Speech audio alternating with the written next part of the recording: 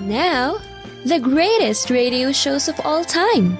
Suspense. The Shadow Node. Washington calling David Harding, Counter-Spy. Classic radio theater. The Great Gildersleeve. Fibber McGee and Molly. Dragnet. Gunsmoke. The Lone Ranger.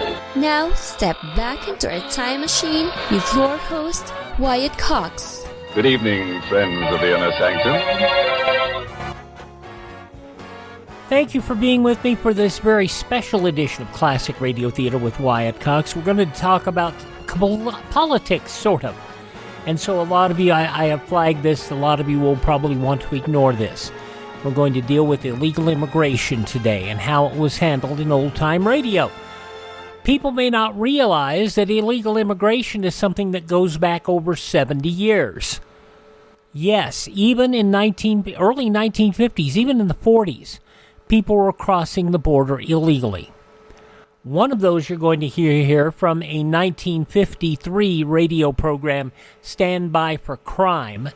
This is going to be called the Wetback Murders. And following that, we're going to hear a program from CBS Radio from 1954, a documentary entitled The Wetbacks, and how it affected people, including some very unique reporting using advanced technology at the time. Let's listen first to Stand By for Crime and the Wetback Murders from 1953. Stand by for crime.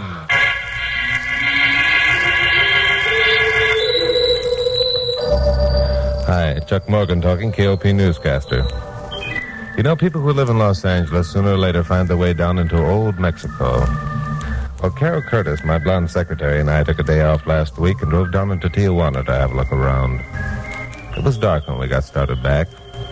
At Customs, it turned out that one of the officers was a friend of mine, so we were waved ahead with no more than a cursory glance inside the jalopy. Well, we're back in the good old USA, Glamorous. You feel good? Oh, frankly, I don't feel any different than I did 10 minutes ago.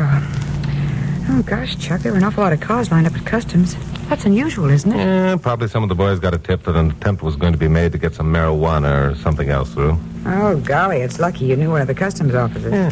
We might have been there for an hour or more. That's how it is when you have influence. Oh, now don't start bragging. It wasn't that important. Go to sleep, Glamorous. I can see you're spoiling for a fight. Oh, maybe that isn't such a bad idea. Well, aren't you going to move your shoulder? Oh, sure. How's that, better? That's fine. Oh, good night, Chucky boy.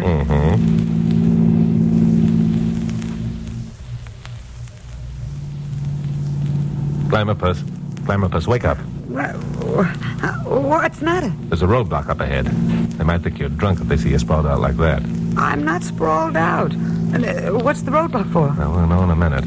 Now, you don't have to fix your face. There are only a couple of cops. They're men, aren't they? They're men, aren't they? Women, I'll never understand them.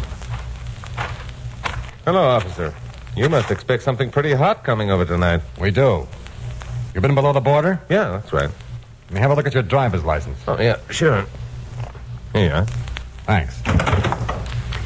What's he doing in our trunk compartment? Just a routine check, lady. Hey, Mike, come back here. Yeah, what is it, Ed? For heaven's sakes, Chuck, what could possibly be in the trunk compartment that would excite so much interest? I haven't the faintest idea. The last time I looked there wasn't anything but a deflated inner tube. Okay, you two. We found what we're looking for. In your trunk compartment. You did? What is it? A dead body.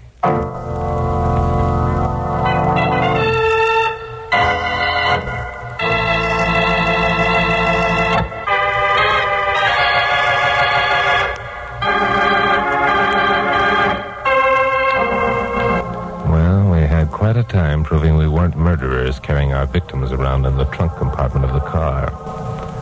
Mike Tanner, the Border Patrol officer who had stopped us, called my friend at Customs. Then he called Pappy Mansfield, owner of KOP. Then he called Bill Meigs of police headquarters in L.A. Well, I guess you're clear, Morgan.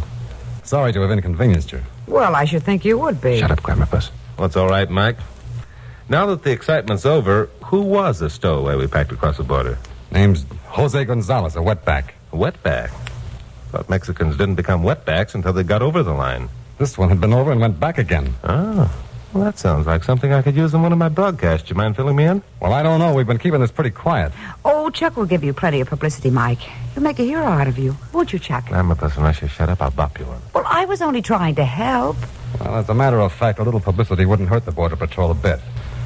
Maybe if more people knew the job we had to do down here and how badly undermanned we were, it might plant a seed that would bear fruit. That's a good deal, Mike. You can count me in. Now, what's all the hubbub about? Well, we've suspected for a long time that someone on this side of the border is operating a wholesale smuggling ring. He's guaranteeing to get any Mexican into the country and get him a job at a price. What makes you think that? Because this operator, whoever he is, knows exactly when and where the Border Patrol is at any given time. As I mentioned before, we're undermanned. We have to concentrate on one spot at a time. I see. I suppose you've suspected a leakage in your own ranks and checked. Oh, yeah. And we're positive it isn't an inside job. Well, what makes you so positive? Well, a week ago we found 4 corpses in a place called Dead Horse Canyon. 4? All of them were wetbacks, and all of them had been shot with a 30-30 special. Well, how does that make you so positive? Because originally there were 5 in that group. One of them was a member of our patrol. He'd gone below the border and set himself up as a laborer who wanted to get into the United States. He came across with 4 others. Apparently, the American contact got suspicious and decided to kill all 5 rather than take chances. And the 5th one, your man got away, huh? That's right. He escaped back into Mexico. Yesterday, he was murdered. His body was the one you've been carrying in your trunk compartment. Jose Gonzalez.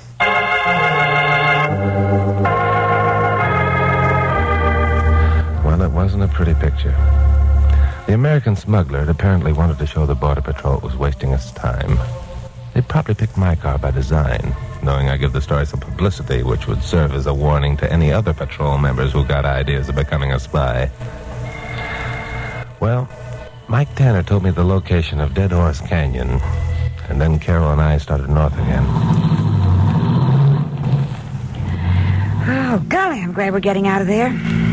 Now I do feel better that we're back in the United States. Chuck. What? Chuck Morgan, now what are you up to? What do you mean, what am I up to? Just driving along, minding my own business? Well, that's just it. You're not minding your own business. You're minding somebody else's business. I know you. What do you think you're going to do? I know what I'm going to do, Glamorpuss. First, I'm going to put you on a train at the next town and send you back to L.A. You are not. You're to tell Pappy that if I'm not back by 7 o'clock tomorrow night, to get a substitute to do my broadcast. I won't do it. Then I'm going to take a run over to Dead Horse Canyon. Then I'm going with you. And if you don't shut up, I won't even put you on a train. I'll let you hitchhike your way back.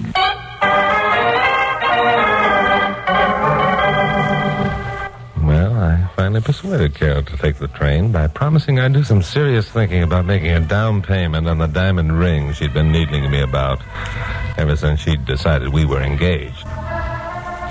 Then I turned the jalopy around and headed back south. My watch told me it was 3:30 in the morning when I came to the turnoff that Mike Tanner had said would take me to Dead Horse Canyon. By 5 o'clock, it was full daylight. I rounded a curve in the mountains and stopped short. A road gang was just starting their day's labors. One man was sitting on a boulder cleaning his tools. 4 others were emerging from a tent that was pitched in the only available flat area within miles. I got out of the car and approached the man on the boulder. Hello there. Didn't expect to find a road gang way down here. Buenos dias, senor. The road must be maintained even way down here, see? I suppose you're right. Where's the road lead to, anyhow? Oh, this road? To Dead Horse Canyon? Well, that's where I'm going. What do I find when I get there? Oh, there's nothing there, senor. Well, then why the road? Well, the road, senor, is a shortcut into Old Mexico. Uh-huh. Who uses it? The ranchers, senor, who trade with Mexico. Also the Border Patrol. You're kidding. Well, I haven't seen a ranch or a human being for the past 2 hours. Where are these ranches located? Oh, back in the hills, senor. There are 8. How they done? How far did you say it was to Dead Horse Canyon? 10 miles, senor, but there's nothing there. You looking for somebody? Yeah, it could be. Why? The one who killed the 4 wetbacks, maybe?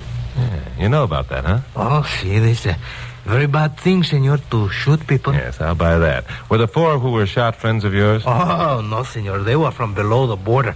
I am an American. So, Any idea who did the shooting? It's a strange thing, senor. We're here working on the road all the time, and there's no one who passes by except the Border Patrol men. Yeah, that is strange. Isn't any other road, huh? Oh, no, senor. This is the only one. And the man who did the shooting must have come in by horseback or walk. See, or perhaps he came up from Mexico. Yeah, that's a possibility. How far is it to the border? About 20 miles. 20, huh? You expecting the Border Patrol through here today? Well, one never knows. Sometimes it's every day, and sometimes it's only once a week. I see. All right, thanks for the information. If you see any suspicious characters around, let me know, will you? I'll be along this road someplace. Si, senor. Adios. Adios. I climbed back to the jalopy and started south again. Maybe some member of the road gang was getting the information about the location of the Border Patrol through to the smuggling agent. It was out. How could he do it? There weren't any telephone or telegraph lines. Wasn't likely that the messenger could try to get through if the patrol were infiltrating the district.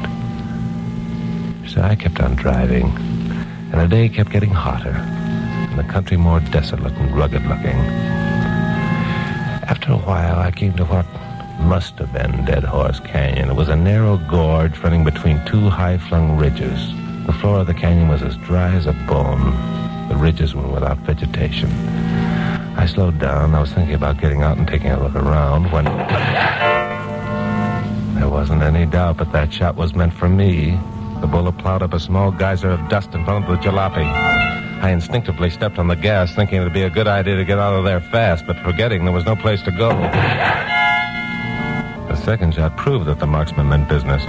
The bullet socked into my left front tire. The jalopy slewed around and almost turned over. I clamped on the brakes and got out. There was a boulder 10 paces away that offered good cover. I shot a glance up at the left-hand ridge. Saw a man with a rifle standing out in full view, the muzzle of his gun trained on me. Then I started for the protection of the boulder fast. I covered half the distance when...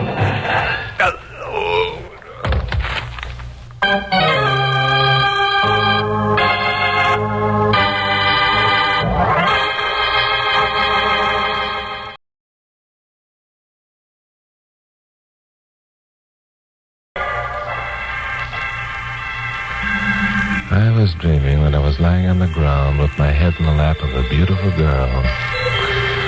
She was stroking my hair and talking softly. Every once in a while I'd ask for water and she'd hold a canteen to my mouth and the cool, beautiful liquid would flow between my lips and down my throat. I let the dream continue for as long as I dared, and then I opened my eyes and said, "Hello."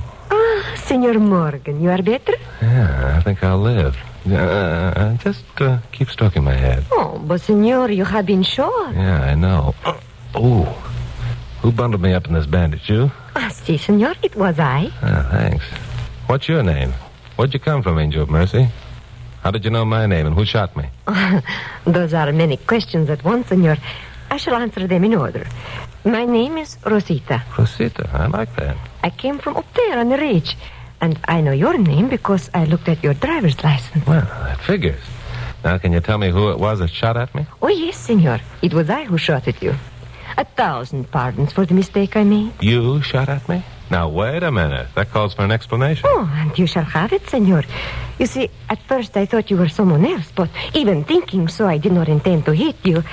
I aimed in front of you. You ran too fast, senor. Yeah, I was traveling all right, but I didn't think I was going fast enough to outrun a bullet. Who was this other guy you thought I might be? The man who murdered my husband, senor. Murdered you? Oh, this is getting more interesting by the minute.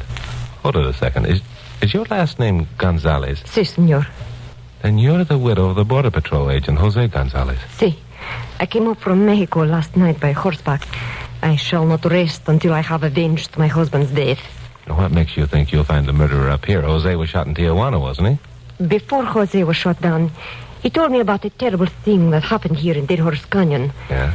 I am convinced that the murderer is an American smuggler of, well, the smuggler of poor Mexicans, and that sooner or later he will appear once more in this place. Did the authorities know what you're up to? I have told the authorities nothing. So far, they have been unsuccessful in apprehending this man. And the Wetbacks pass through the canyon at will. And you think that one lone woman can clean up this gang of smugglers, eh? It is because I am a woman that my chances are good. So far, no one but you knows of my presence here. You will tell no one, senor. Rosita, is that a statement or a question? You must promise, senor, or I shall have to hold you as my prisoner. Oh, that's not a bad idea. Where's your camp, Rosita? It is up there in a little glade. There is a spring and I have food. Do you feel strong enough to walk? Yeah, I think so. Stop spinning around like that, will you? Oh, there. You see, you are not strong as you think. Put your arm around my shoulder. So. There. Thanks. I like this. Let's go. The dizziness passed as we walked up to Rosita's camp, but I didn't take my arm from around her shoulder. I'm no fool. Anyhow, by the time we got to the glade, I was pretty weak. Rosita's bullet had clipped a hunk of flesh out of my left shoulder, and a loss of blood wasn't doing me any good. It took more than 30 minutes to reach the camp, but it was worth it. It was cool beneath the shade trees, and a crystal clear stream flowed out from beneath two huge rocks. There. Sit here in the shade, senor, and rest. Thanks. There. Yeah, you picked yourself quite a spot. Jose and I camp here often when he was a member of the patrol. Yeah, I'm sorry. This must be pretty tough on you. See, it is, as you say, tough. But look, here I command a view of the entire canyon, you see? No one can pass without my seeing him. Yeah, it is a good vantage point, all right. Jose and I spent many days here waiting for the smugglers, but they never came. Only when we were on the other side of the mountain did they use dead horse. It was most mysterious. But now I must prepare us some breakfast, then you must rest and not talk, senor. I hadn't eaten since the night before in Tijuana, and I hadn't thought much about it. But when I smelled the bacon hotcakes and coffee that Rosita threw together, I became ravenous. Later, I must have dozed, because the next thing I knew, it was past noon. Rosita was gone. A moment later, I spotted her. She was changing the flat tire on my jalopy. Then something else caught my eye. A flash of sunlight on steel, possibly a rifle barrel. It didn't come again, and I didn't see the man who was holding it. But I began getting ideas. I walked over to where Rosita had left her rifle and picked it up. 30-30 special. I ejected the shells, put them in my pocket, placed the rifle back where I found it. Rosita was coming up the slope, the sunlight bright in her dark hair. That's no job for a lady. You should have waited until I woke up. It was nothing, senor, and after all, it was I who made the tire flat. Do you feel stronger now? Yeah, I'm fine, fit as a fiddle. You all ready to leave? Leave, senor? Look, Rosita, it's foolish of you to think you can stay here and fight a whole gang of smugglers. I can't stay with you, so Senor Morgan, you do not understand. I have been on many patrols with my husband. I am quite capable Sorry, of... Rosita, you're coming with me. And I say I am not. I say. Are you going to shoot a hole in my other shoulder? I will shoot, senor, if you try to force me to go with you. I bet you wouldn't. Stop, senor. I warn you. You better shoot now, Rosita. If you don't, I'm going to take that rifle away from you. Stop! I'm sorry, Rosita. Oh, senor. You are unkind. You knew I would not shoot. And this is where I want to stay. This is what Jose would expect me to do. Yeah, I don't think so. I think that Jose would want you to go to the patrol and give them any information you might have. I have no information, none at all. I think you have, Rosita, quite a lot, in fact. And that, added to a couple of theories I have, will clear up this whole mystery. Now, come along. Let's get started. So Rosita and I staked out our horse near the spring and started back north. It was after 4 o'clock when we passed the road gang. Their eyes bugged out at sight of my passenger. Rosita waved, called a couple of names, and they yelled something to her in Spanish. Just after dark, we pulled up in front of the Border Patrol station at Los Verdes. I wasn't too surprised to find Pappy Mansfield's green coupe parked outside. He was there in the waiting room, and Glamour Puss, of course, was with him. Well... where do you two come from? Never mind that. Where the devil have you been? No, Pappy, don't get excited. And who is this with you? This Glamour Puss is Rosita Gonzalez. She's pretty, isn't she? Oh, Mike.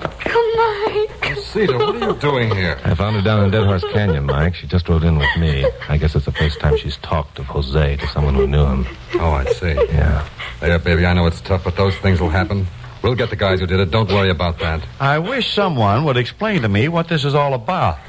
What's that bulge on your shoulder, Chuck? Oh, I had a little accident. It's okay. Didn't Carol tell you about the swell story I latched onto? She told me you sent her home and went gallivanting off to a place called Dead Horse Canyon. So? So I came down to see what it was all about and keep you out of trouble. Ah, and what did you come down for, Carol? You big squealer. Well, I just came along for the ride.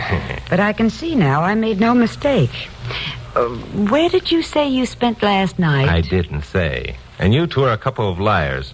You thought there was going to be some excitement, and you wanted in, didn't you? Well, isn't there? Isn't there what? Going to be some excitement? Yeah, I think we can arrange something for you, Pappy. Mike, how about that rogue gang working north of Dead Horse? Well, I've known them for years. I checked them just to make sure. But there wasn't much to check, since the only way they could get a message over into Mexico was by muleback. There wouldn't be time for that, even if a spy could get away from the camp without being missed, which he couldn't. Well, that takes care of that. A month ago, we had a 3-day rain period, remember? Were any wetbacks smuggled across during that period? Now, that's a good question. Typical. Well, that's kind of hard to remember. I'd have to check the record. No, you won't, Mike. No, you won't. Because I can tell you right now, there weren't. Now, here's my theory, and here's a plan. It might work. Tomorrow morning, send a couple of men down to Dead Horse Canyon.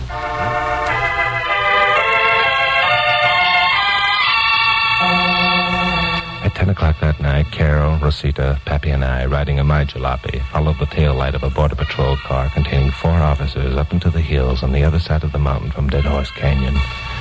Just before midnight, the patrol car pulled off the road and stopped. This the spot, Mike? Up ahead around the bend.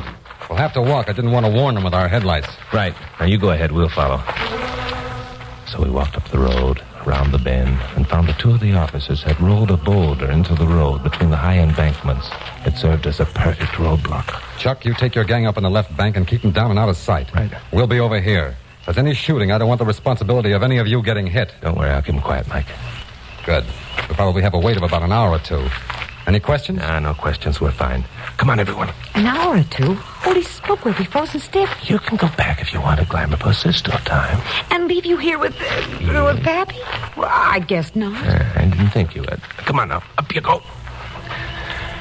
So we climbed the embankment, found as comfortable a spot as possible behind some live oak, and sat down to wait. To wait is right. It was an hour before we heard it. The sound of a truck. It was still miles off, but it was coming steadily toward us. There wasn't any question it was on the road where we waited, simply because there wasn't any other road. Then we caught glimpses of its headlights as they swung around the sharp mountain curves. This was it. There wasn't any telling what might happen. I began regretting allowing Carol and Rosita to come along in this party, but it was too late for regrets now. The truck had made the last curve and was roaring down the dirt road straight for the boulder. It seemed to me the driver was blind. He didn't see the boulder until he was practically on top of it. Then... All right, you 2 in the cab. Come out with your hands up. Get him, Jed. All right. Come on.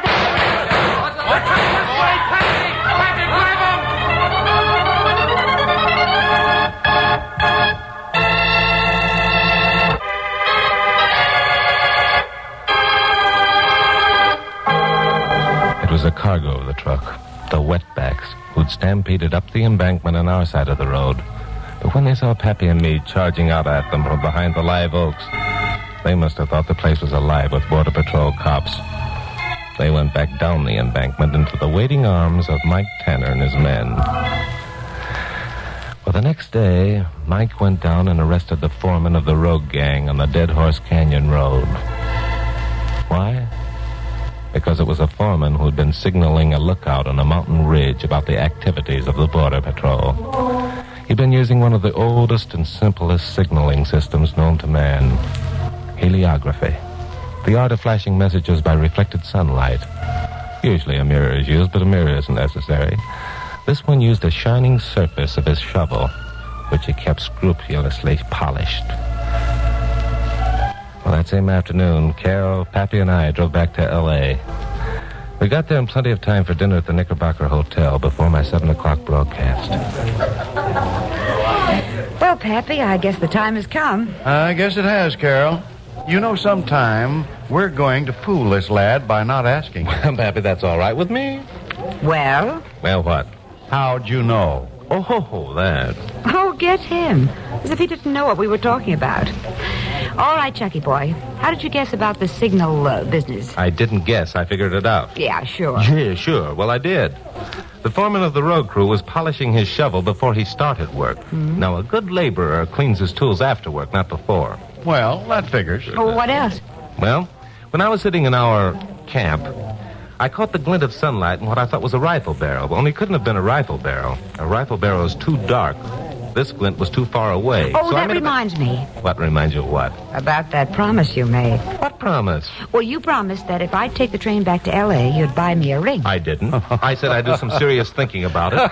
You said you'd buy me one. Oh, I hate Glamour you. puss, I didn't say any such thing. I can't afford to buy you a ring.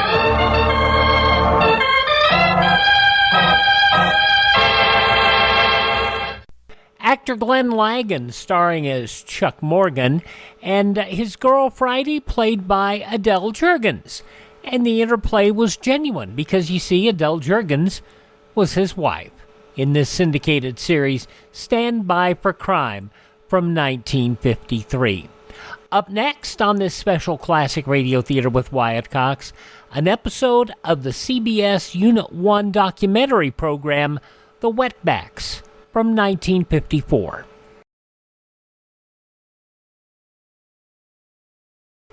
Now the first half of The Wetbacks from 1954. CBS, using the advanced technology of the time, sent a reporter from Mexico, not speaking a word of English, all the way to L.A., posing as an illegal immigrant. Just him and his suitcase. In his suitcase, a brand new recorder. Tape recording, so new at the time, especially in such small devices. Let's listen to the Wetbacks. This is the sound of water.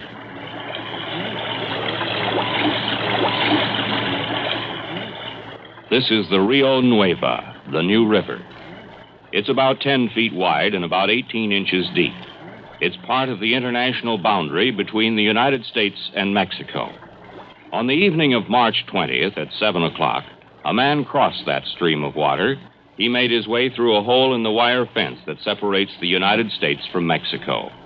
He entered the United States illegally in an attempt to get into the interior of this country. The man carried a small battered suitcase. It could have been the suitcase of a spy, or a smuggler, or a saboteur, or an enemy agent. According to the authorized official description of atomic devices that could be used for sabotage, a description just released by J. Edgar Hoover of the FBI, that suitcase could have contained such a device. During the next hour, we'll follow that man and his suitcase to find out if he could penetrate the United States illegally. But more important, to understand the conditions that made it possible for him to join the 2 million more illegal aliens who enter the United States each year as the Wetbacks.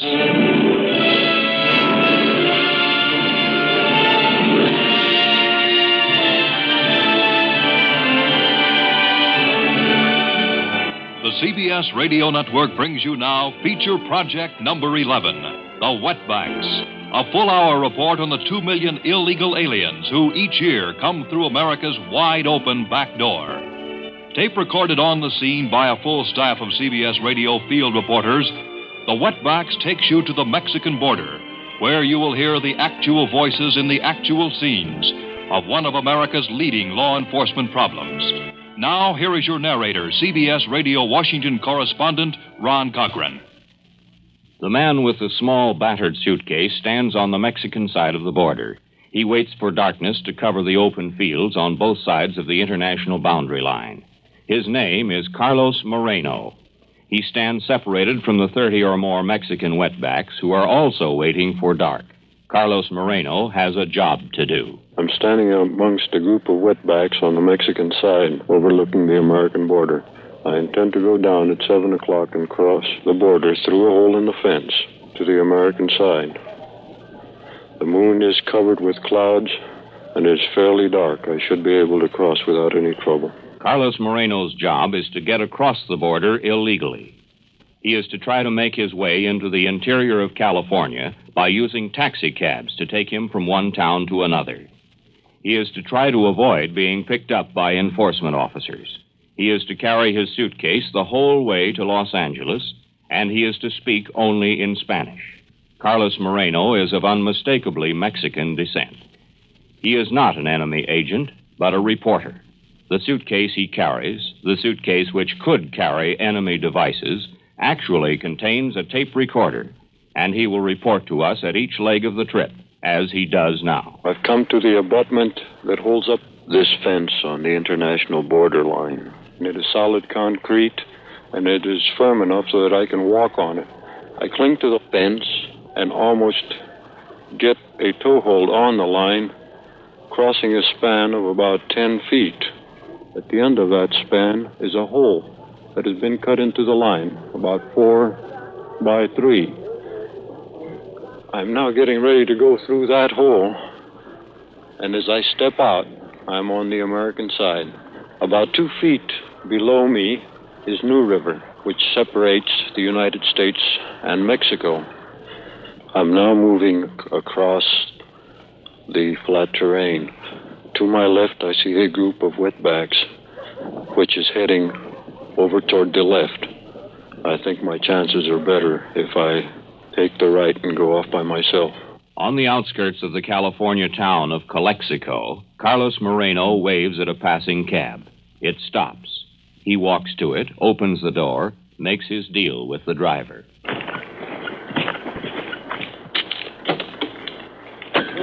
¿Qué tan lejos está el taxi de ahí de aquí en adelante? ¿Y a dónde se levantan? Carlos Moreno, illegal entrant, is on his way. And the 2 million other illegal entrants who come through the fences or around them, who are they? Why do they come? How do they get here? What is the effect of this influx? Why do we have a wide-open back door for anyone who chooses to come in? And what is being done about it? The answers to these questions are found along the whole length of the Mexican-United States border and spread over more than 2/3 of the 48 states. But in the Imperial Valley of California may be found a cross-section of the whole problem. And in Imperial County, California, the chief of the local office of the Border Patrol, Ed Parker, starts the answer. The term wetback, as you know, developed as a result of the fact that on the Texas border, some years back, the Mexicans who entered illegally usually swam across the Rio Grande and, when found a few moments later, would be wet. And how do the wetbacks get in? How do they get in? Well, 24 hours a day, opposite the cities, through the farms, in the mountains and the desert, they come across. There are barriers to their crossing shore. Opposite the towns, we have chain link fences often, but they can be cut or they can be passed over or dug under. In the farming areas, there are usually cattle fences or drift fences, and out in the desert or along the rivers, there may be nothing at all. And on this single sector of the border, in this one area protected by the Border Patrol group of which Ed Parker is chief, how many illegal aliens actually do come across? This sector borders on just about 10% of the total United States-Mexico boundary. And in this 10% of the border area and the land lying north of it, during the first 7 months of the present fiscal year, our officers apprehended over 250,000 illegally entered aliens. They processed them, returned them to Mexico. And how many who got through were not apprehended? I would hate to make an estimate of how many we didn't get, and those, of course, are now probably, for the most part, in the interior of the United States, where they'll be costly indeed to locate and remove. Well, how does a Border Patrol work to apprehend illegal aliens? One way is to send up small aircraft that can spot wetbacks in the fields or along the railroad beds. With two-way radio communication, the plane directs other Border Patrolmen in trucks on the ground, like this.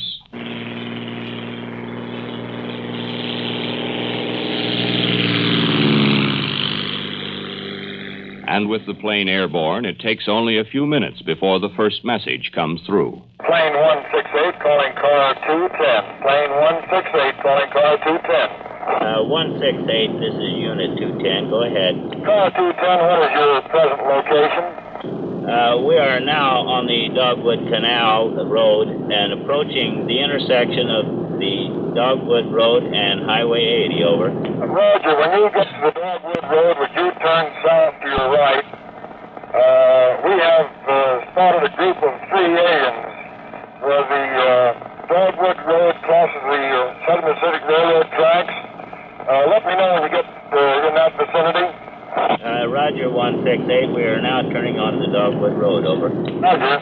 We will proceed about 200 yards farther and then stop the car. I will give you further direction back to your right at that point. That is received, 168, 210 now. 168, the car 210. Okay. Go ahead, 168. From where you will stop, right by that tree, you will get out of the car and walk directly west, about 25 yards. 3 aliens hid in the brush right near the railroad track. They're on the west side of the railroad track. I'll get her. That's received, 168. Cal, if you'll go about a little bit to your left and about 20 yards straight ahead of you, you'll find the 3 of them under that bush. Okay. 168, this is 210. Do you have those aliens in sight now? Cal is out of the car looking around in that brush. Are they around where the officer is someplace, over? I believe there's a little ditch that runs through that brush, and there's a good chance they're right in that ditch. I believe they're in that ditch just a little bit ahead of the officer right now. That's 10-4, 168. 210 clear. They're right in that little ditch there, Cal, in those weeds, I think. The plane says that they should be right in there. Okay, here they are. I've got them. That's good.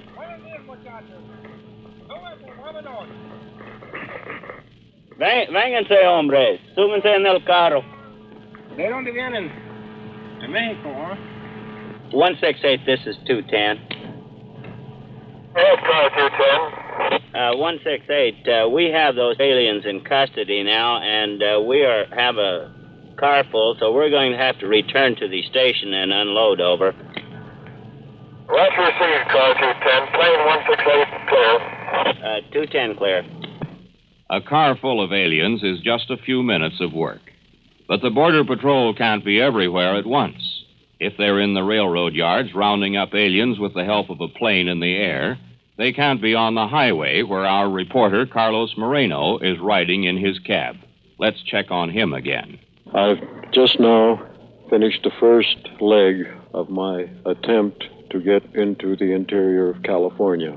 I'm now in a little town called Heber with a population of about 1,000 from the looks of it. It has been 40 minutes since I crossed through the hole in the international line into the United States. At Calexico, I got into a cab and told the driver to take me to Heber. At the outskirts of Heber, I stopped him, paid him, and went into the shadows out to the side of the road. I'm now laying in a ditch beside the road, waiting for traffic to calm down. From Heber here, by taking a taxi, I will attempt to get to El Centro, which is approximately 6 miles from Heber. All my conversation with the taxi driver was in Spanish. Now the cars have stopped, and I'm on my way. Immigration officials estimate that for every illegal alien who is picked up, at least 2 more get through without being stopped.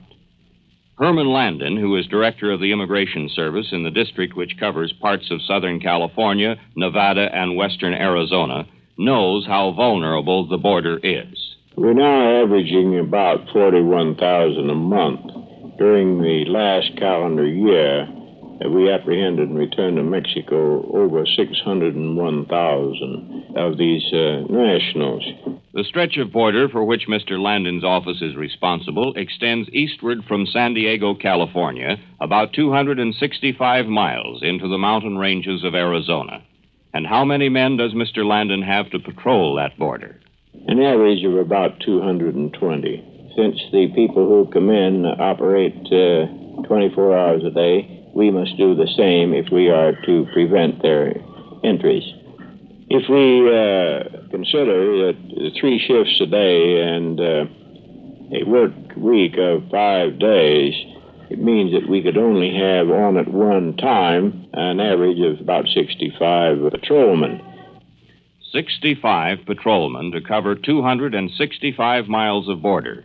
But are they all on the borderline itself? Of course, we don't put them on that way. We deploy them to the places and the times of the day that we feel that the best result can be obtained. As you see, if these 220 people, or 65 at one time, were scattered along the border, they could stop no one. But by deploying the patrolmen at checkpoints and long roads, railroads, and bus stations, back of the border, we are able to get the numbers that I've mentioned, and they are large numbers. Very large numbers. For the entire border, approximately 2 million wetbacks a year. Why do they come? Most of them make their way not from the border towns of Mexico, but from the interior, from the central and southern areas of Mexico, from areas that often are poverty-ridden, unproductive. Remember the truck full of aliens picked up by the Border Patrol air-ground team? One of them is being questioned. Let's listen. My name is Salomón Cortés. Where were you born? ¿Dónde nació usted? En Michoacán. I was born in the state of Michoacán. Michoacán, deep southwest of Mexico City, way down. I was born in the town of Chucándiro, Michoacán. Are you married? ¿Es usted casado? Sí, señor. Yes, I am. Do you have any children? ¿Tiene familia chiquita usted? Sí, familia. Yes, sir. I have 3 children. What do you do for a living in Chucándiro, Michoacán? ¿Qué hace usted allá para ganar la vida? ¿Cuál es su primer oficio? Yo trabajar en sembrar maíz para mantenerme, yo para pasar mi tiempo, mi vida. Sembrar maíz. I plant corn. Corn is the main crop raised there around where I live, and that's the way I earn my living. How much money do they pay you for a day's work down there? ¿Cuánto dinero te pagan diario allá? Allá, $2.50. I earn 2 pesos and 50 centavos Mexican money. How many hours a day do you work? ¿Cuántas horas trabajan diarias? Trabajo uno por el día hasta que sale, desde que sale el sol hasta que se entra. Por el día trabaja por horas allá. We don't work by the hour. We work by the day from dawn till dark. 2.5 pesos, about 25 cents. All day, dawn to dark. Have you ever been in the United States? Al estado de Utah. I went to the state of Utah. Cortando manzana. I was picking apples. How much did you make there? ¿Cuánto ganabas allí? Ahí ganaba 6 pesos, 7 pesos como andaba por contrato. I earned $6 and $7 there. How much of that money were you able to send home to your family? No, les mandé como 3/4 de lo que ganaba. I was able to send about 3/4 of my money home. Did that make your family comfortable in Michoacán? ¿Ese dinero que mandaba usted a Michoacán, la pasaba bien su familia allá con eso? Sí, la pasaba bien. Yes, they were quite comfortable. By slipping into the United States illegally and finding work, his income multiplied 24 times. From 25 cents a day, starvation for his family, to $6 a day, with things quite comfortable. And is there any likelihood that conditions will improve in Mexico? Will there be less economic pressure on the Mexicans to emigrate to the States? Governor Maldonado of the Mexican border state of Baja California. The Mexican federal government in general and the government of Baja California in particular are trying to develop to the utmost the resources of our country. Naturally, it'll take quite a number of years for this to happen. So I do not foresee in the near future that such a situation will exist. And are there jobs to be had by these wetbacks? Will growers hire them even though they are illegal? It's pretty hard to say that the wets don't come in handy. That is Mr. E.B. Farmer, who has been a grower in the Imperial Valley for the past 25 years. He owns 80 acres, much of it in barley and hay. As Imperial Valley ranches go, his is a small one. He has used wetbacks. Well, yes, I use them occasionally if I need them. There's usually most any time you want to look up here on the road, anywhere from I'd say from 2 to 10 or 12, walking down the canal bank. This seems to be a pretty main road, and I suppose the others are about the same. I don't have steady work all the time for them, but at seasonal times, if I'm stuck for some help and they're coming down and they're begging, stop me here for something to eat even, as long as they can't be stopped, I don't see any reason why I couldn't use them. The pressure of poverty moves the Wetbacks out of Mexico. The attraction of well-paid jobs brings them across the border to the United States. Ed Parker of the Border Patrol. Once into the country, they travel on foot, sometimes in cars, by means of riding freight trains, passenger trains, buses. They take taxis. Yes, taxis, like the one Carlos Moreno took from Calexico to Heber, as he tries to make his way to Los Angeles undetected. Has he been able to reach his next stop, the town of El Centro? I've just got out of the cab which took me from Heber to El Centro. It is a town fairly large. Population, I'm not quite sure, but it seems to be very stretched out. I've walked over to a railway yard, and at the present time I'm standing approximately 20 or 30 feet from an engine. No one has stopped me. No one has questioned me. Back to Ed Parker of the Border Patrol. Once into the country, they travel on foot, sometimes in cars, by means of riding freight trains, passenger trains, buses. They take taxis, occasionally by plane. Others resort to professional smugglers, either in Mexico or after reaching the United States border areas. And to block these many avenues of infiltration, the Border Patrol uses many devices. One of them is the train check. We'll have to go to that in a Border Patrol truck. My name is William A. Sherrill. I'm the Patrol Inspector in Charge, United States Border Patrol, Calexico, California. We're now en route to a location near Doherty Wells in Imperial Valley to intercept the San Diego and Arizona Eastern Railroad freight train that has just entered at Tecate. The San Diego-Arizona Eastern Railroad is cooperative. When the Border Patrol signals the engineer, he stops for inspection. Okay, the train is now stopped. Men working both sides of the train. One man is up on top, looking in all 8 compartments. At present time, there are approximately 20 in view. Ténense todos allá. Ténense. Todos juntitos, sentados. Anton, will you ride herd on them here? Connie, will you look up on top of that car?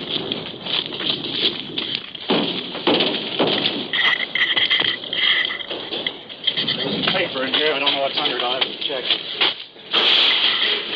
Anything there? Nothing there. Is he doing on the top there? No, all clear. Dick, will you look down underneath his car? Get down underneath and see what we got. Anything under there? No, nothing under. Okay. Everyone clear? Hanson? Yeah. Okay. How many did we get, Tiny? 32. 32 Wetbacks in one train check. And what happens to them now? We will transport them to Calexico, at which place we will take their names, addresses, age, citizenship, etc. And we will question them and find out if any of them are subject to formal deportation. Of course, they're all subject to formal deportation, but due to the large number that we are catching, it is sometimes impossible to do so. So we take the aggravated cases and give them formal deportation. The rest will be returned to Mexico. Let's see what has happened to Carlos Moreno as he tries to follow the taxicab route from town to town on his way to Los Angeles. Carlos Moreno, who slipped illegally through the hole in the international border fence. I'm taking what seems to be a road going through the city of El Centro. I'm taking the dark side of the road in an effort to get across town without being stopped. I don't want a chance and go into the center of town. I hear a plane in the air, and several cars are passing me on the road. So far, nobody has given me any difficulty. Now I've got to find a cab that will take me to Brawley. my next stop on my way to the city of Los Angeles. One of the hazards that Carlos Moreno has to watch out for is the Border Patrol roadblock. 2 Border Patrol cars pulled up along a main highway, the patrolman stopping each car as it comes along, making a routine check, like this one at the desert town of Trifolium. This is the United States Immigration Inspection. Would you please state your places of birth? Hungary. United States. And, sir, what is your status now? I am a citizen, naturalized. When were you naturalized? 1938. And where were you naturalized? In White Plains, New York. Do you recall the name of the judge who officiated? No. All right. Do you happen to have your naturalization papers with you? Oh, thank you. Thank you. Go ahead.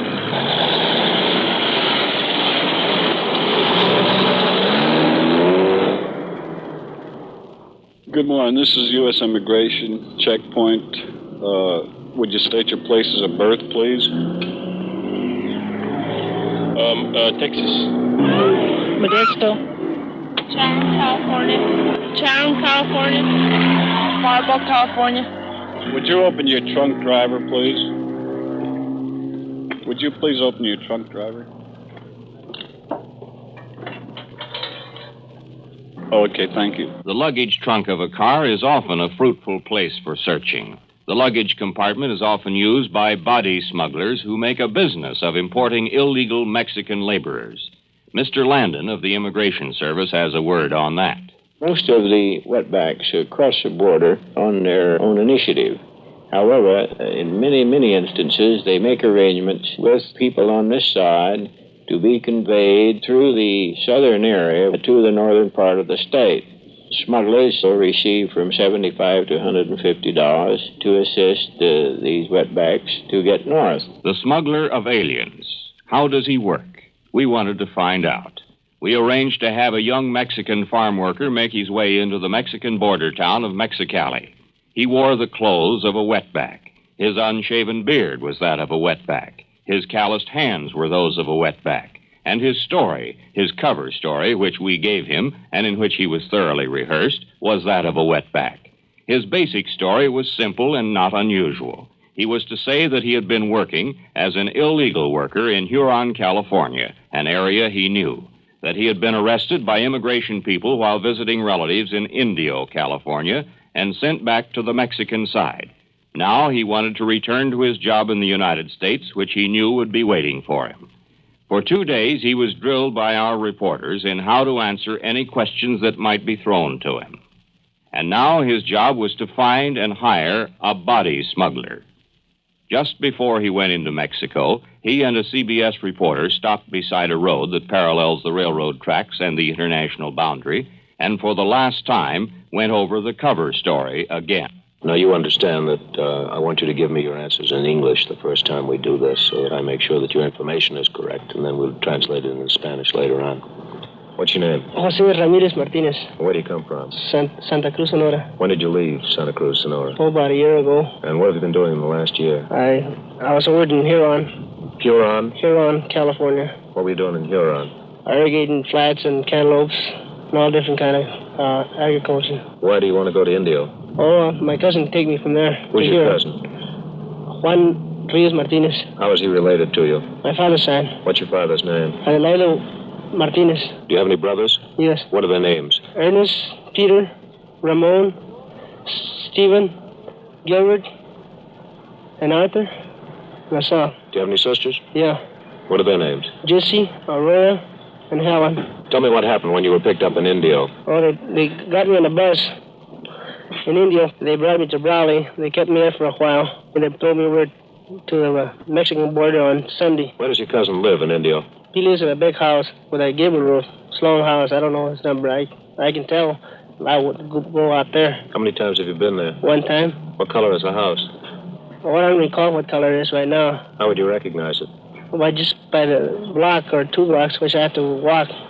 This time I'd like you to answer me in Spanish, if you will, and don't be bothered by this train on the tracks beside us. How do you happen to be back on the Mexican side of the border? Me levantaron cuando iba bajando del bus. me echaron en un bus de la migración y me trajeron padrones. And now he was as ready as he would ever be for the job that lay before him. To get into Mexico, to make a deal with a smuggler to get him back into the United States through the danger zone of Border Patrol checkpoints and delivered safely to Northern California. He left the reporter's car, walked slowly across the open field toward Mexico. It was still daylight. As he seemed to get smaller and smaller in the distance, he became just another one of the wetbacks, distinguishable only because while he was traveling south, the others were traveling north. In 15 seconds after we pause for station identification, we'll find out what happened in this aspect of our tape-recorded report on the Wetbacks. This is the CBS Radio Network. It'll be a touch more than 15 seconds, but we'll continue in a moment with Classic Radio Theater.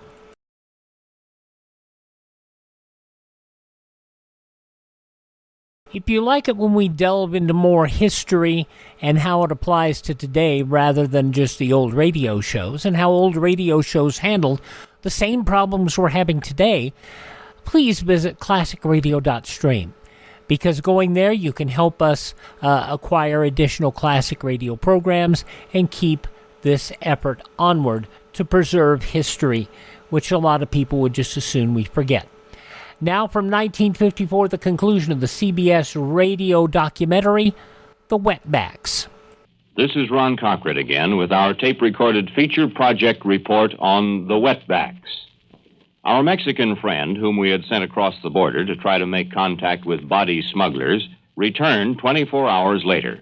This is his story. Well, I crossed the border. I stopped in the first block to see where I could find a beer joint, which I knew there was people there. I could get a little information. I was dressed with old Levi's, an old pair of shoes, my torn shirt, no buttons on it, my hair all to the side, no shave, dirty.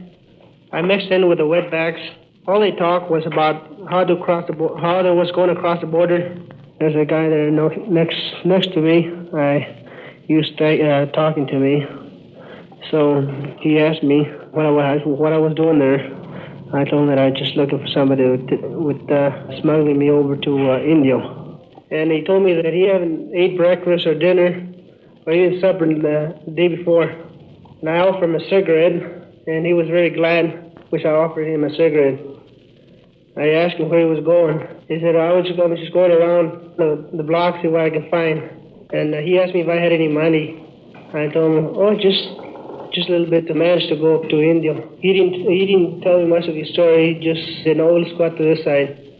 And so I just thought I'd follow him and see where he takes me to. He told me that he would arrange so I would be able to make it where I was going. To India. And here is the pattern of at least one smuggling team. I told him that I was thrown over to Mexico Sunday, that I wanted a way to get to India. And he said that he didn't know anybody at the present time to take me because most of them were in Wood Lake, that I had to wait for about a week or so in able to get to India. He told me that most of this contracting laborers was holding most of the wetbacks up north. And how did the labor contractors in Wood Lake, California, arrange their deals to haul smuggled wetbacks up north? The man in Wood Lake would make contact to a person in Mexicali, Mexico. He would tell them to get a group ready and would arrange to meet them on the border of Calexico. Then they would put the wetbacks in a car and drive them up north. And the payoff? They told me that if I would wait for 8 days, they would take me to India for $100. We saved that $100 because we knew that was one load that would never get as far as Indio. I am Patrol Inspector Vincent Williams. And in Patrol Inspector Vincent Williams' office, a prisoner is being questioned. Just what is your position in this case here tonight, hauling these wetbacks? Well, I just had 4 of them in my car, taking them up north. And you're taking them where? I don't know the name of the town. It's somewhere this side of Stockton. And where did you have them in the car when the officers stopped you? In the turtle trunk. Are you getting any money for this trip? Yes. How much are you getting? $240. You made the arrangements with the aliens And you also talked about the price right there, is that right? Yes. Did you know in advance just what the penalty is for hauling wetbacks illegally? Yes, sir. Penalty, 50 to 60 months imprisonment. And how is our Mexican reporter, Carlos Marino, doing in his attempt to evade Border Patrol units as he makes his way by taxicab stages from the hole in the international fence to Los Angeles? I am now standing at the side of the United States Post Office building in the city of Brawley, California. So far, 3 legs of my trip to Los Angeles have been completed. From Calexico to Heber, from Heber to El Centro, and from El Centro to Brawley. Now comes perhaps the toughest stage, from Brawley to Indio. Once I get to Indio, I'll be out of the danger zone. The route to Indio is about 75 miles across hard-packed desert. There are 2 routes to Indio that go around the Salton Sea, the northern route and the southern route. The information I have says that there is less patrolling on the northern route. This is the way I will go. And now I have to find another taxicab. We have seen that there is a need for Mexican labor on the United States side of the line. We have seen that there is need on the part of the poverty-ridden Mexican to find work. We know now why they come, how they come, what efforts are made to control the situation. But there's another question.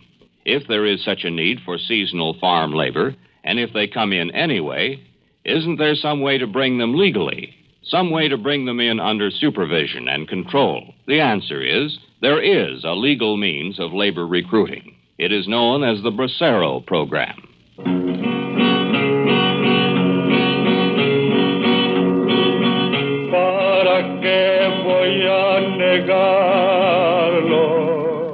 This is a bracero and his guitar. It may not be good music, but it is the music of a happy man. Because braceros are legal Mexican contract laborers, brought in under the supervision of the United States Employment Service and other branches of the Labor Department. They are given individual contracts with individual growers that are approved by our government. And the contracts specify minimum wages, housing, and subsistence conditions. Man, we have a contract to offer you. You are in a United States Department of Labor Reception Center in El Centro, California. Man, we have a contract to offer you. This is to pick lemons. You're going to California. They pay by the box. The minimum wages are 35 cents on up for lemons. This contract will start today.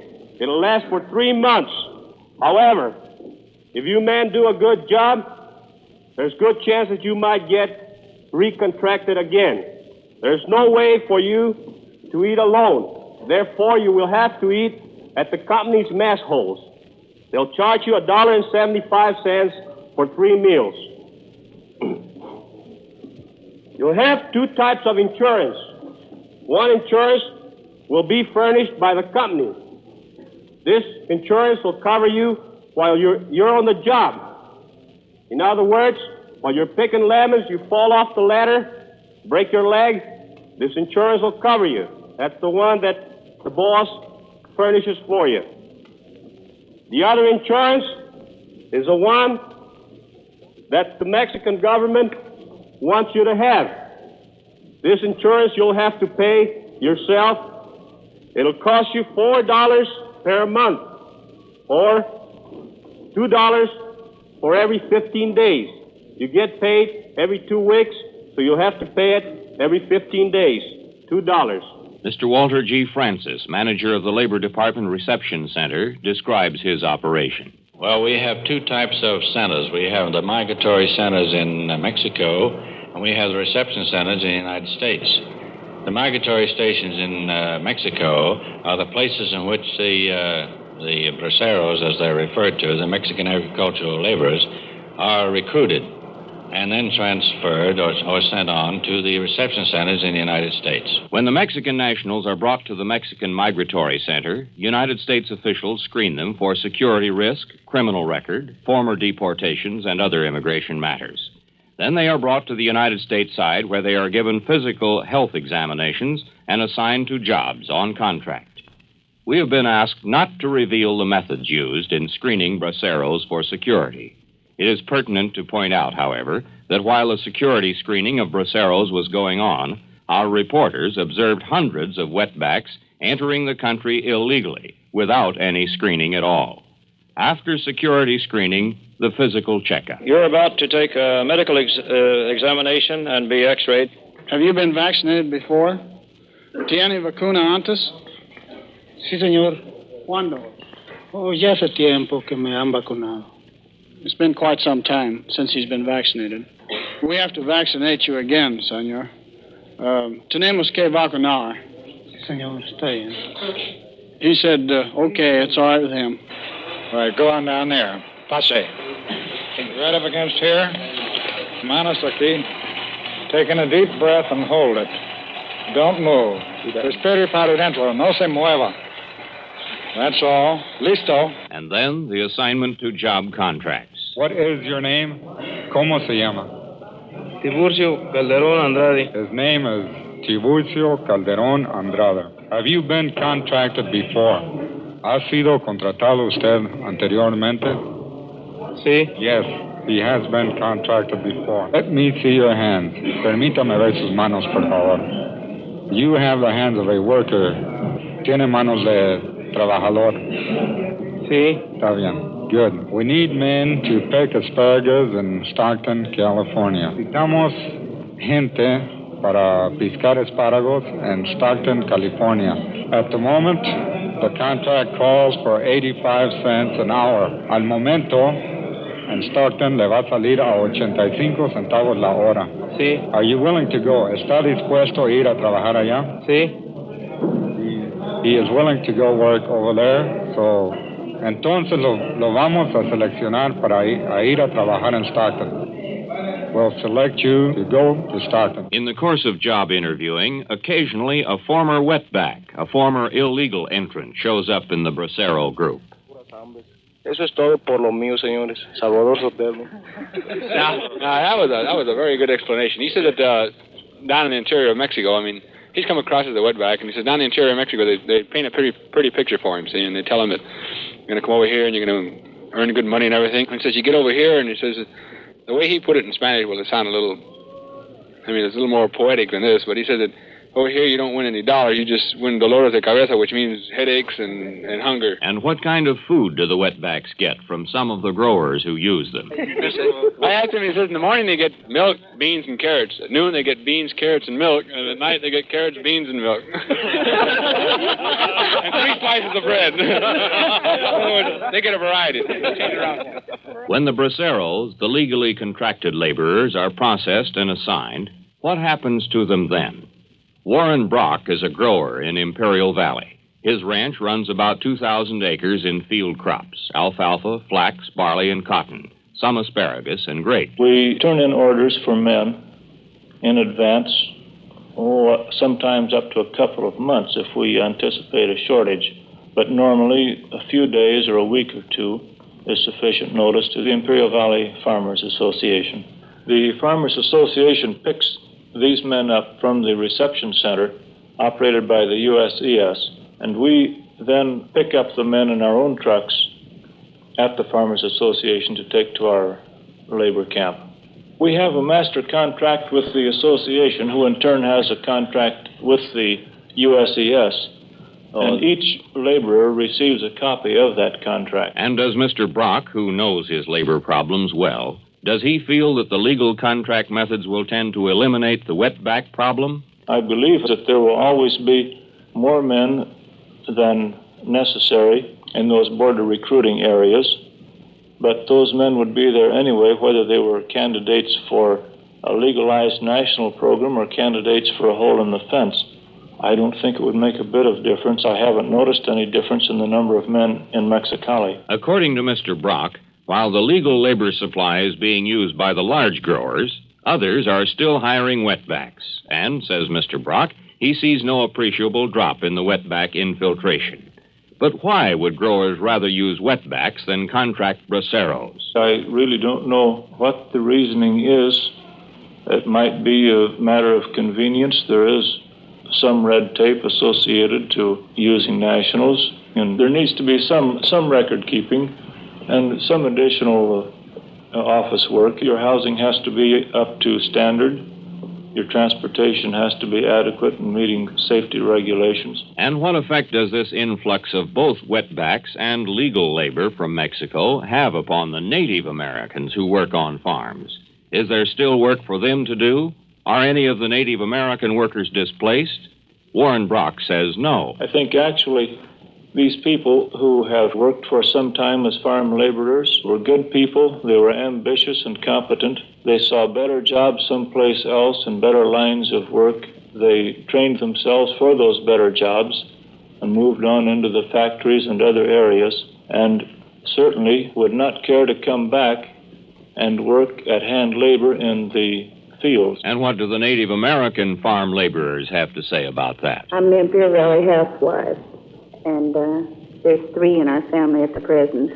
My husband's unemployed, and he hasn't worked but 5 weeks since the 27th of June, due to the fact that Mexican nationals and Wets are driving the tractors now that he has been driving before.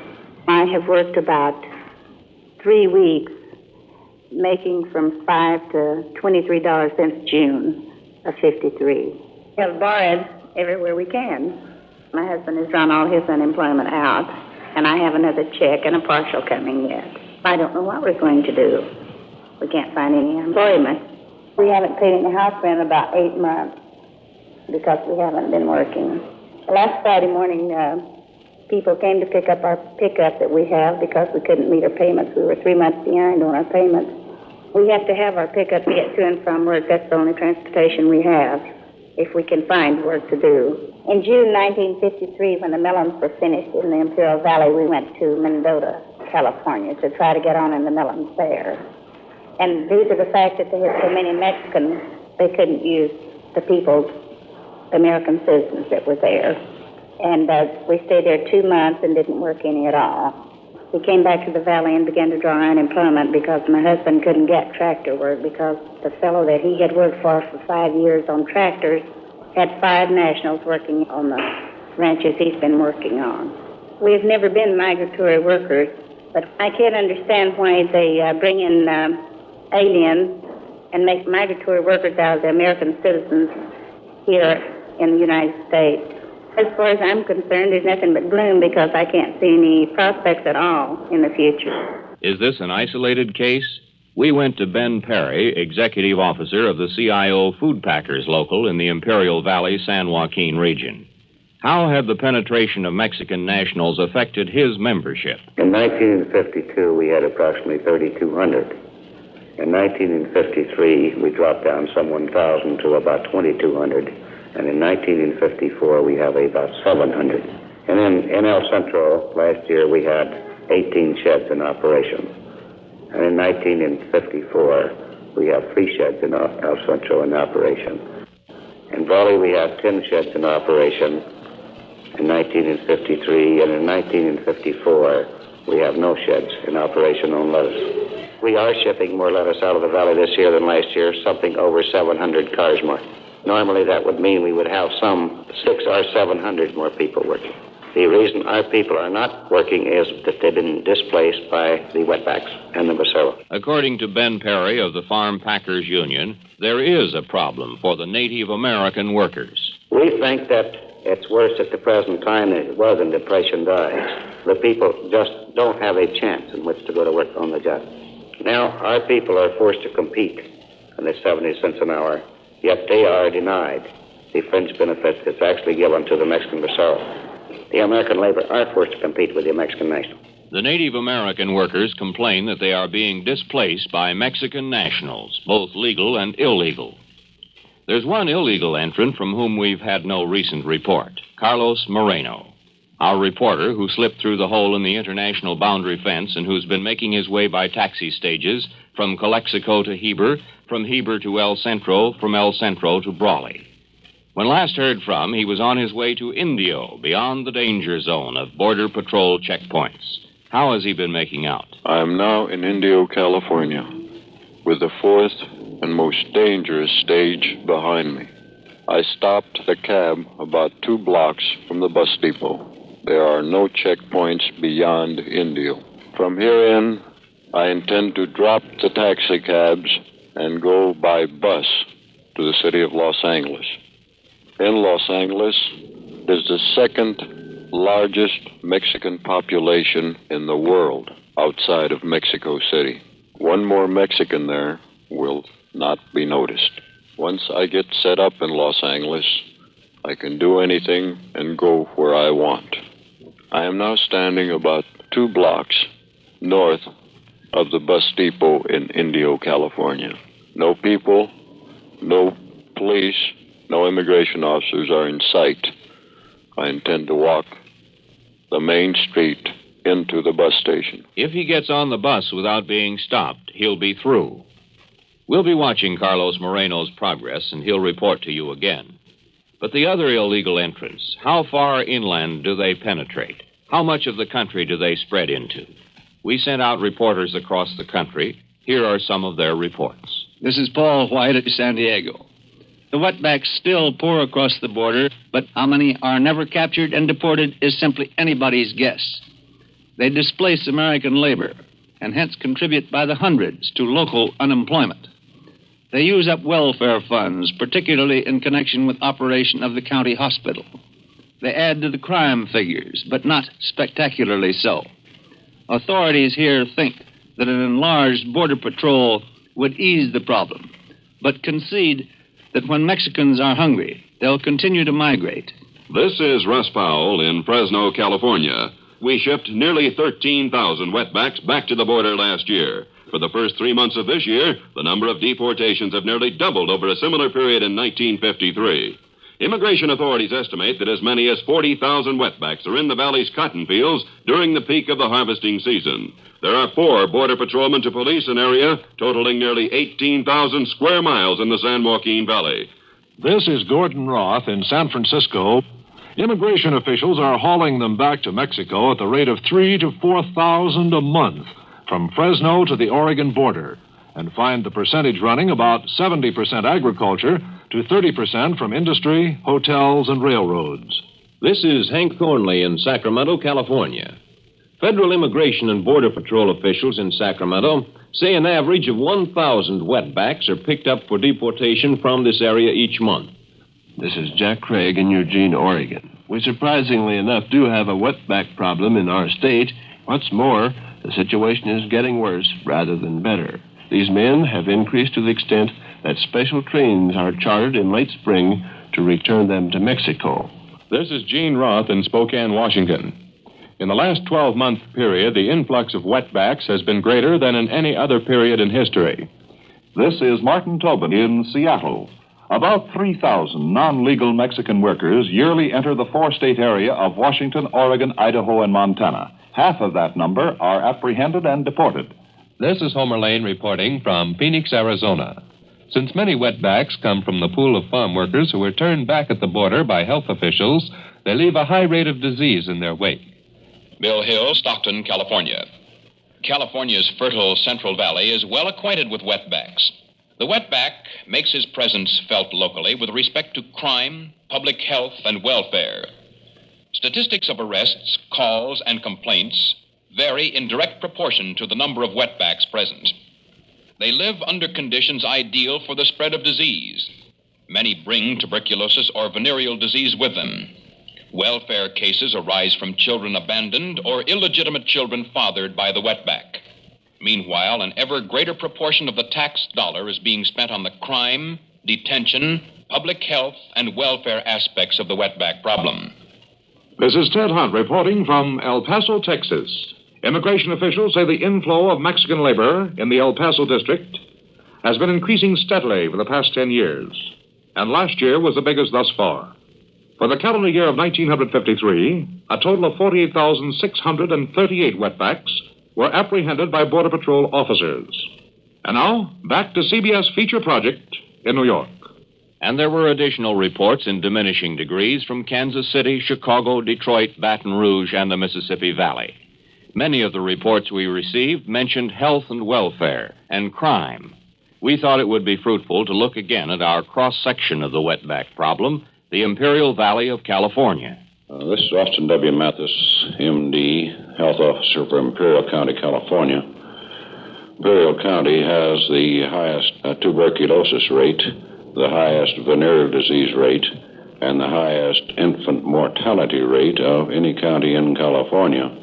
We feel that there is a definite tie-in between the influx of Mexican people into our county and our public health problems, in that these people coming in are a potential source of infection. We are on a powder keg in Imperial County as far as communicable diseases go. Last year, we had 3 cases of typhoid fever in one section of the county. The same potential lies in diphtheria, smallpox, typhus, and other diseases which are present in Mexico, but we have managed to keep out of this country. The average mortality rate is around 20 or 22 in the state, and last year ours was better than 37. That is the infant mortality rate, and by that I mean the deaths of children under 1 year of age. And the relationship between the wetbacks and crime in the penetrated border areas. District Attorney Don Bittler of Imperial County. The presence of the wetback criminal element in our courts gluts the court and slows down the process of administration of justice. It was found that approximately $200,000 had been expended by Imperial County, with a population of only 65,000 during the previous year, for law enforcement growing out of the invasion of the wetback. We have, during this report, talked about the Border Patrol. We've shown some of its accomplishments and certainly some of its problems. Ed Parker, Chief Patrol Officer in the El Centro sector, whom we heard earlier, is a man who is loyal to his job and to the men with whom he works. We'd like you to hear something he told us while he watched a tractor move across a cultivated field. Our officers, in the face of an almost impossible task, still manage to maintain excellent morale. They're very carefully selected, and they're thoroughly trained. And they work a tremendous amount of unpaid overtime because of the ever-present workload. I sincerely doubt whether the taxpayer gets equal value for money expended from the personnel of any other government employee group. As reporters, we watched the operation of the Border Patrol under all kinds of conditions. And it seems pertinent to point out that this evaluation of the Border Patrol is justified by the facts. There are many steps of governmental authority between Patrol Officer Parker and his top superior, Herbert Brownell, Attorney General of the United States. We asked Attorney General Brownell how he felt about the wetback problem. Our preliminary studies indicate that border recruiting may provide at least a partial solution to the problem. I don't believe we should request Congress to increase the size of the Border Patrol until we have a chance to see what develops under the new agreement. Last year, as you know, the Border Patrol apprehended over 1 million wetbacks. The records of the Immigration Service, however, do not support the claim that any substantial number of subversives were involved in this movement. But, of course, it's possible for subversives to cross the border, and this is one of the reasons we're seeking so earnestly to stop this illegal traffic. And we plan to propose some new legislation to Congress this year. The laws we now have on the books are primarily directed at the wetback.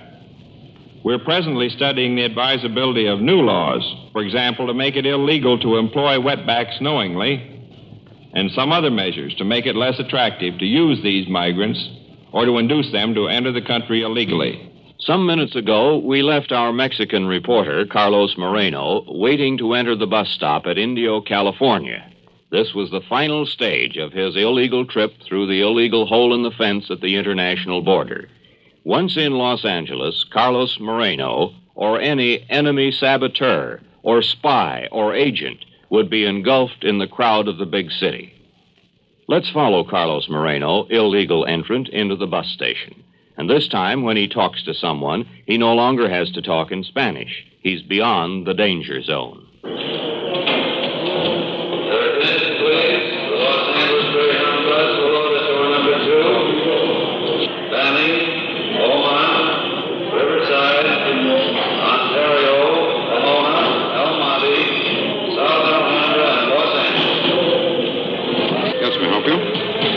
time does Diggs bus leave for Los Angeles? 5:30. I'd like a ticket. Round trip, sir? No, one way. And at 5:30 in the morning... May I have your ticket, please? Here it is. One way to Los Angeles. Thank you.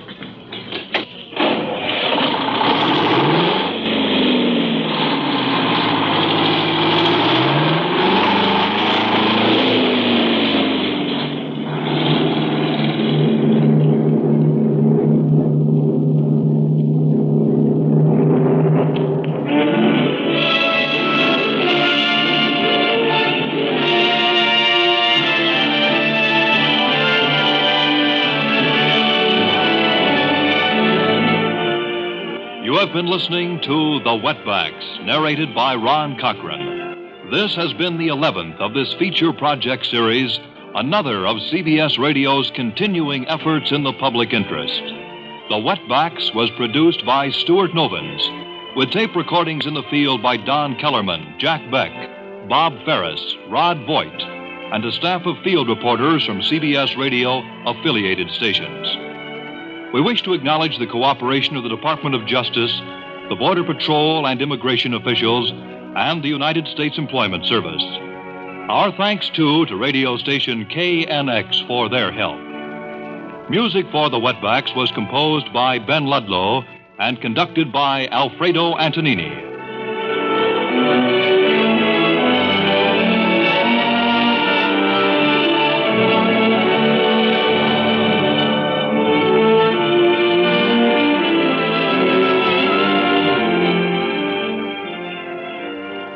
Stage Struck, usually heard at this time, will be back next Sunday at this same time on many of these stations.